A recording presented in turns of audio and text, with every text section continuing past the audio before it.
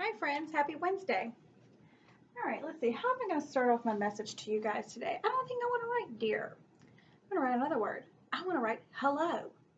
What letter does hello start with? That's right, H. H says, practice with me. H says, that's right. You can always feel the letter H on your hand when you make his sound. So I want to write hello. See if you can help me at home.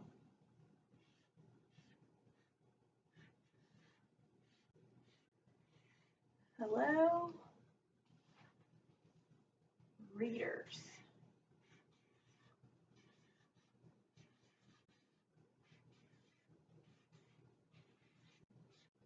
That was different today. Hello, readers. Why did I say hello, readers? That is because you are practicing this week how to get a book, find out who its author and illustrator are, and read your book.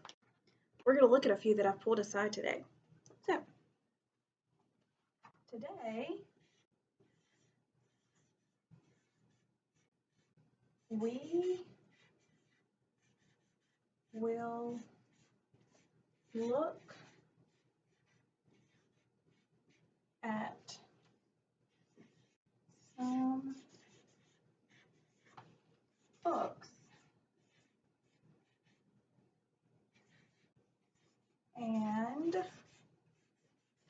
who their author and illustrator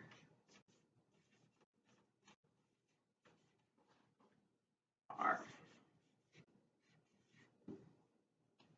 Today we will look at some books and who their author and illustrator are. This is going to be a short little message today because we're going to talk about a few. Love,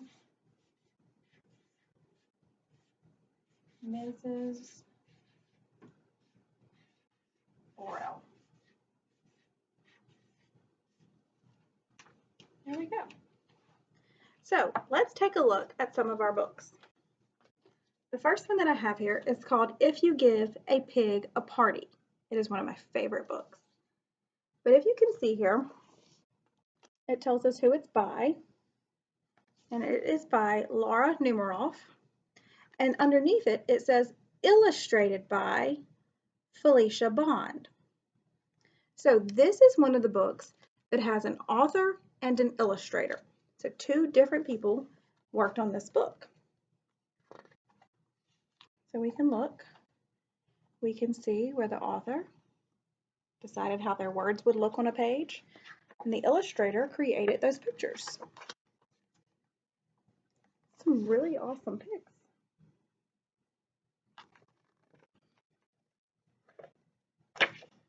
So this one has just a few one or two sentences on each page and page full of pictures. We'll look at some other ones and let's see how some other author and illustrators, and let's compare them and see how they did.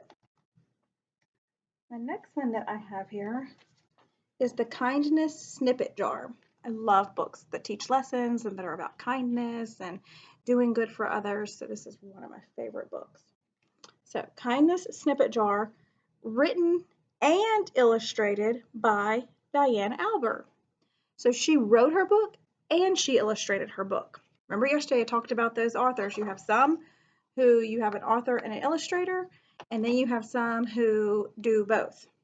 So one person does both things. Oh, look, this author loves to do the voice boxes.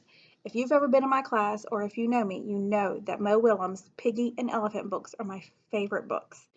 And they do the little voice boxes, voice bubbles, and they always like make words bigger so that you can see how they're feeling. It really shows emotion when they write like this. And it helps you as a young reader be able to practice reading with different tones. Those are really important. So looks like she also did just like a little bit, but then did lots of pictures to really get her point across. Oh, we have a little bit more here. Is that a picture? Look at that. So she likes the sound bubbles, voice bubbles. I like them too. You can always, I love an illustrator or an author will also, you see how these here, it's just like a regular little line going to show how they're talking. But then here, you see it's like a lightning bolt, and then his eyes look crossed and he looks upset. So those are indicators that when you read that you could have like an upset voice. How will I ever find the right words? He's asking. And I could read it like that. I wouldn't say, how will I ever find the right words? Because I can look at my illustrations and I can see that he's feeling frustrated. He's got a lightning bolt coming from his voice bubble. So those are ways that I know that he feels frustrated and not just regular normal voice. Let's look at some other ones.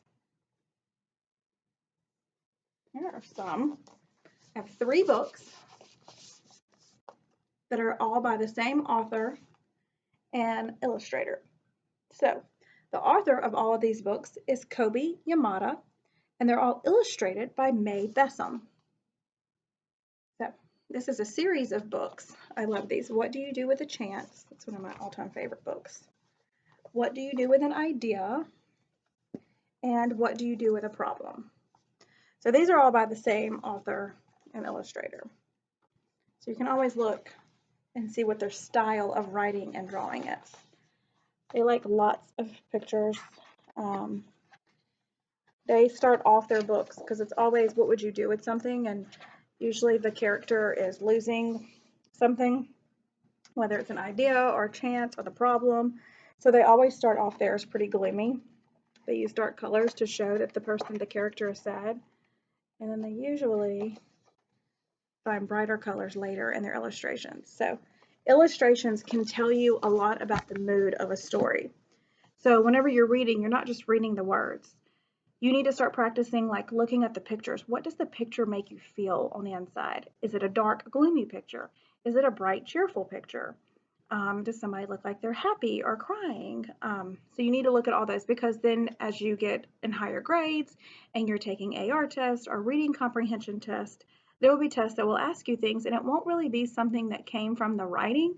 It'll be something that you figured out by looking at the pictures as you were reading. So it's really important that you look and see how different illustrators illustrate their books, put their pictures, they set the mood in their pictures. And that really helps you understand a lot more about the books. All right, I want you to keep reading, keep looking for authors and illustrators, compare them, read stories, see how they're different, see how they're the same, and sit at home with the adult that you're with and look at those and find those differences and those things that are the same. All right, see you guys tomorrow. Happy Wednesday.